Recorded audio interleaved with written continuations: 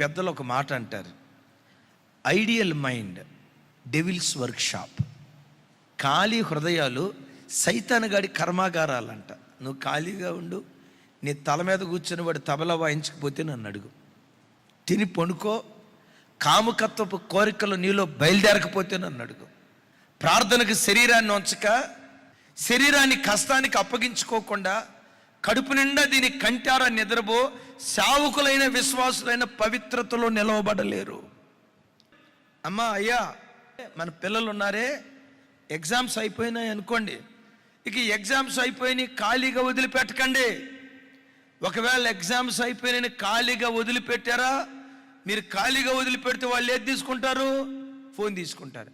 ఇక ఫోన్ తీసుకొని ఏవేవి చూడకూడదో, ఏవేవి చదవకూడదో, ఏ సైట్ ఓపెన్ చేయకూడదో అవన్నీ చూసి చూసి వాడి మనస్సు అపవిత్రం అయిపోద్ది. వాడు ఖాళీగా ఉంటే ఏదో ఒక కోర్సులో జాయిన్ చేయండి, కంప్యూటర్ క్లాస్లో జాయిన్ చేయండి, టైపింగ్ సెషన్లో జాయిన్ చేయండి, ఇంగ్లీష్ ఇంకా చక్కగా మాట్లాడేటట్లుగా ఏదో ఒక కోర్సులో జాయిన్ చేయండి. ఏదో సెలవు దినాలా చర్చిలో ఏదైనా వాయిద్యాలు నేర్పుతూ ఉంటే ఆ వాయిద్యాలు నేర్పే పనిలోనైనా జాయిన్ చేయండి. అది కాకుండా హాలిడేస్లో నాన్న చదువుకున్నావు కదా, కష్టపడి ఎగ్జామ్స్ అయిపోయినాయి కదా, ఇక నువ్వు ఖాళీగా ఉండు అని పిల్లల్ని ఖాళీగా పెట్టారా? మరలా చెప్తున్నాను, idle mind devil's work shop.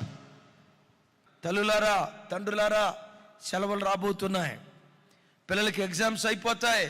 Exams అయిపోయిన తర్వాత పొరపాటున వాళ్ళు ఖాళీగా ఉంచకండి, బంధువుల ఇంటికి పంపించకండి, ఏదో ఒక స్థలంలోకి వాళ్ళకి పంపించకండి. ఖాళీగా ఉన్నారా, యవన హృదయాలు సాతాను కర్మాగారాలుగా మారిపోతాయి. అందుకనే పేతురు గారు ఇక్కడ అంటాడు, యేసుక్రీస్తు శరీరమందు శ్రమ పడ్డాడు, మీరును శ్రమ పడండి.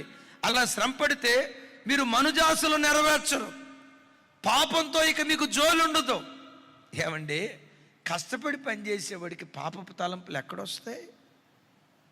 24 గంటల పని పని పని పని పని పని ఈ పనిలో ఉండేవాడు, శరీరాన్ని నలగొట్టేవాడికి ఇక పాపపు కోరికలు ఎక్కడొస్తాయి?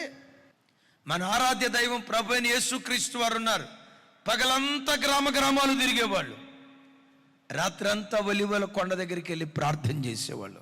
రాత్రి ప్రార్థన, పగలు పని. శరీరమందు క్రీస్తు శ్రమ పడ్డాడు గనుక ఏ పాపం ప్రభువులో ఎలుబడి చేయలా.